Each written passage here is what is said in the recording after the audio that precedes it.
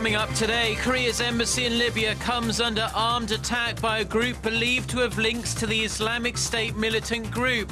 2 Libyan policemen were killed in the shooting. Prosecutors launch a probe into allegations a recently deceased businessman had given hundreds of thousands of dollars in bribes to ruling party members and close confidants of President Park Geun-hye. First, Hillary Clinton formally declares that she will run for the White House in the 2016 US presidential election. These stories and more coming right up.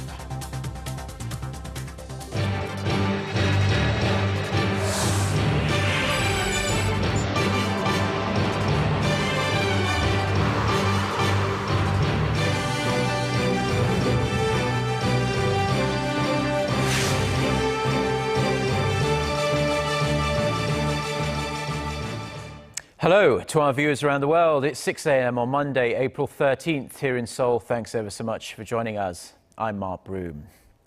Our top story this morning, 2 Libyan police officers have been killed and another seriously injured in an armed attack on Korea's embassy in Tripoli. Seoul's foreign ministry said the attack was carried out by an armed group as it drove past the embassy compound in the early hours of Sunday morning local time.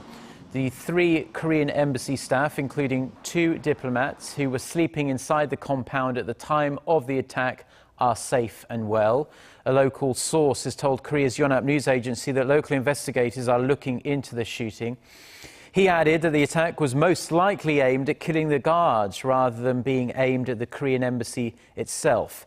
A group which says it's the Tripoli branch of the Islamic State militant group has claimed responsibility for the attack, but the source says there's no reason to believe an IS-linked group is operating in the city. President Park Geun-hye has called on the prosecution to be thorough in its investigation into allegations that heavyweight politicians and her key aides took bribes from former Gyeongnam Enterprises CEO Song Wan-jong. The allegations arose when a list was found in Song's pocket after he committed suicide last Thursday. It contains the names of those he allegedly bribed and the amounts he gave them.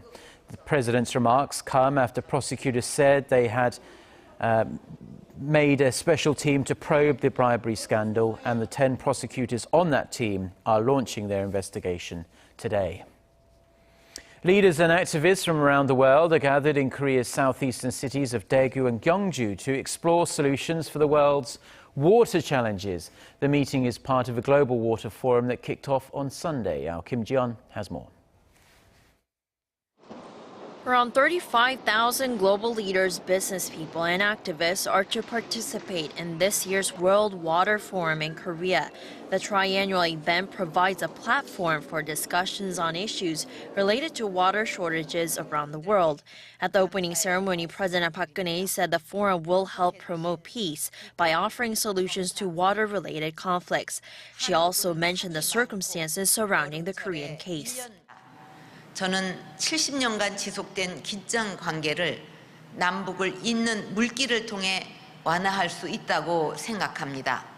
남북을 관통하는 하천을 공동으로 관리하는 일부터 시작해서 남북이 서로 만나고 소통할 수 있는 통로를 만들어갈 계획입니다.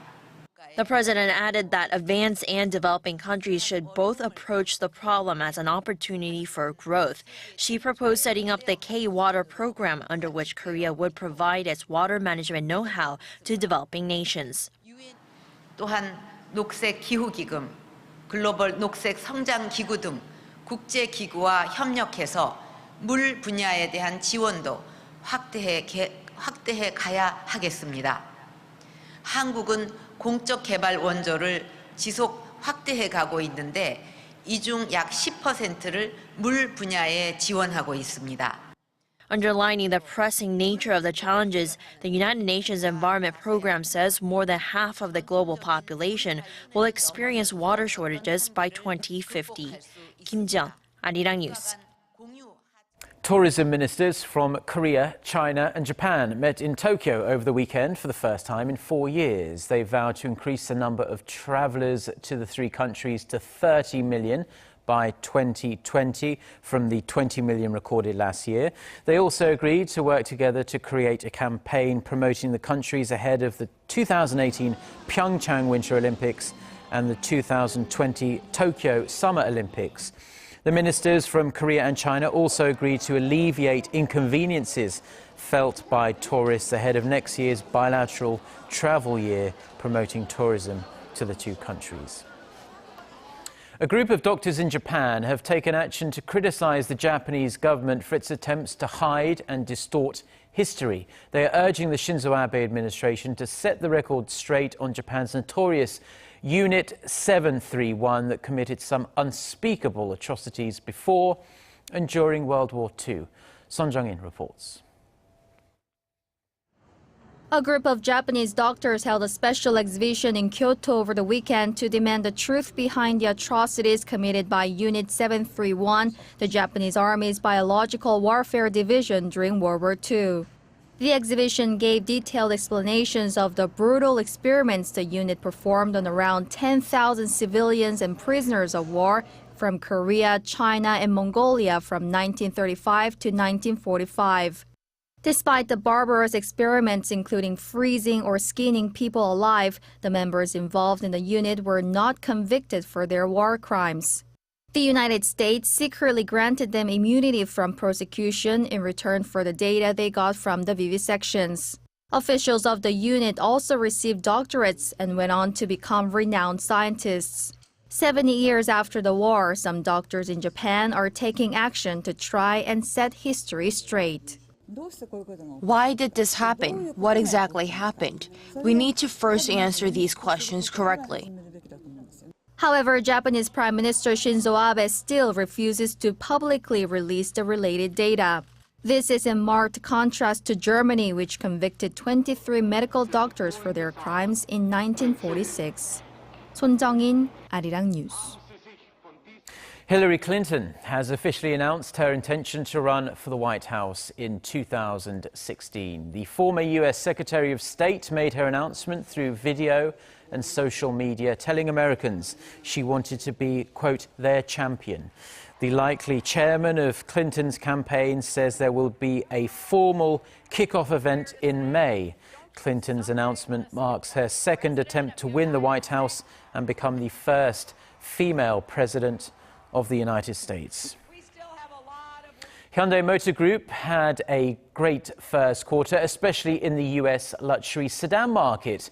Industry data showed on Sunday that the combined US sales of Hyundai Motors Premium Genesis and Ecus and Kia Motors K9 more than doubled in the January to March period compared to the same period last year. Together, the three sedans took a big chunk of the high-end automobile pie with a market share of almost 10.5%. The Genesis sedan was the bestseller among the three, with the Ecus and Kia K9 trailing behind. Korea's public safety minister says the government is working as fast as it can to determine whether the sunken Seoul ferry can be raised, but cautioned there are still a number of outstanding issues to be resolved. Minister Park Geun-hye said he'll speed up a feasibility study on whether the ferry can be salvaged. He also pointed to a number of issues that need debating, including the recovery cost, the potential dangers, and a plan B if the recovery fails. The victims' families have demanded the ship's recovery, and last week a government study indicated that it would be technically possible. The Ministry of Oceans and Fishery plans to publish a report on the matter by the end of the month. Korea's 24-member Ebola response team has completed now its 3-month mission to treat patients in Sierra Leone. The Foreign Ministry said Sunday that the final group of medical members has been released after a 21-day quarantine period. A ministry official said the government plans to publish a white paper on the team's experiences so that it can draw up measures for coping with overseas emergencies. Korea sent 3 separate groups of doctors and nurses beginning in December to join the global fight against the highly contagious disease in West Africa. According to the World Health Organization, The Ebola virus is estimated to have killed more than 10,000 people since its outbreak in December 2013. Now, any cancer diagnosis is frightening, but finding out that you have a particularly aggressive, difficult to treat variety of the disease is even more terrifying. Now, a team of scientists from Korea has found a clue that may increase treatment options for these extremely challenging cases. Our Park Geun-hye has a story.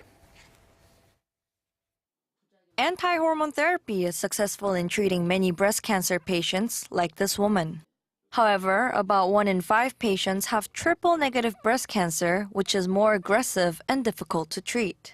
Hormonal therapy doesn't work on this type of cancer. But now, researchers from Hanyang University School of Medicine have identified a gene that's missing in nearly 85% of patients with triple-negative breast cancer. And that gene, MEL18, could be the key to developing better treatment options for these patients. MEL18 plays a crucial role in suppressing tumor growth. In fact, breast cancer patients that do carry the gene have a much higher 10-year survival rate, nearly 98%. It's just 60% for patients without the gene. Cancer is also less likely to return in patients who have MEL18. But the Korean scientists have done more than just identify this important gene. They found that it may be possible to inject MEL18 into people who are missing it. Their experiments with mice showed promising results. Mice injected with the MEL18 gene responded much better to anti-hormone therapy compared to the ones without. The tumors were reduced to half their original size. The team has applied for a patent for this treatment method, hoping to do further research and increase survival rates for patients with triple-negative breast cancer. Park Geun-hye, Arirang News. Now, around 650 people from 30 countries managed to run around in the open in North Korea on Sunday without being detained by the authorities there. They were all participating in the Pyongyang Marathon, which has the added benefit of allowing entrants the rare opportunity to see the North Korean capital by foot. Foreign registration was up more than 200 entrants this year from the year before. Tour agencies say the number would have been even higher if not for a rigorous screening process and numerous restrictions on foreigners seeking to enter the country. The marathon starts and finishes at Kim Il-sung Stadium and loops around the city centre. It can be run as either a full marathon or a 10-kilometre half marathon. And this was only the second North Korean marathon to allow foreigner participation. A South Korean researcher says there's a chance Baekdusan Mountain, an active volcano on the border between North Korea and China, could erupt again soon. Professor Yoon Sang-hyo of Busan National University's Department of Earth Science Education says there are indications the volcano could erupt at any time and urged closer monitoring of the situation. He says the concentration of helium inside the volcano has been rising over the last decade or so, and this is an indication that magma levels are creeping up inside the volcano. Now, Professor Yoon was the first Korean expert to warn of the threat of an eruption back in 2010. The universe is full of stars that are actually giant balls of red-hot gas, like our sun. And for many years, scientists have debated the process by which young so-called protostars evolve into adult stars. But now, Korean researchers have helped to come up with a definitive answer. Our Hwon Ji-yeon reports. This cloud of gas is about 4,000 light-years from Earth, and there's a young protostar at its core, still in the early stages of formation. A team of international scientists, including 2 members of the Korea Astronomy and Space Science Institute, have watched this star develop over 18 years through real-time photos, a first for the scientific community. And the researchers say what they observed has recently been confirmed as a groundbreaking discovery in star evolution. Scientists have long agreed that young stars grow by collecting spirals of gas and dust while expelling leftovers in a repetitive process over millions of years. But the order of that process remained unclear until now. The researchers say they witnessed the once formless protostar becoming slimmer and more elliptical as it grew. These photos are ending the debate over the process of star evolution. We have once again confirmed that a young star's shape is parallel to the direction of the outflow of unused materials. The photos that document this change were taken in 2007, but the scientific world here on Earth wasn't quite ready to accept them, as they seem to reverse long-held beliefs on star evolution. But after 8 years, the research has finally won official approval from the global scientific community and has been published in the April issue of Science magazine. Won Ji-hyun, Arirang News.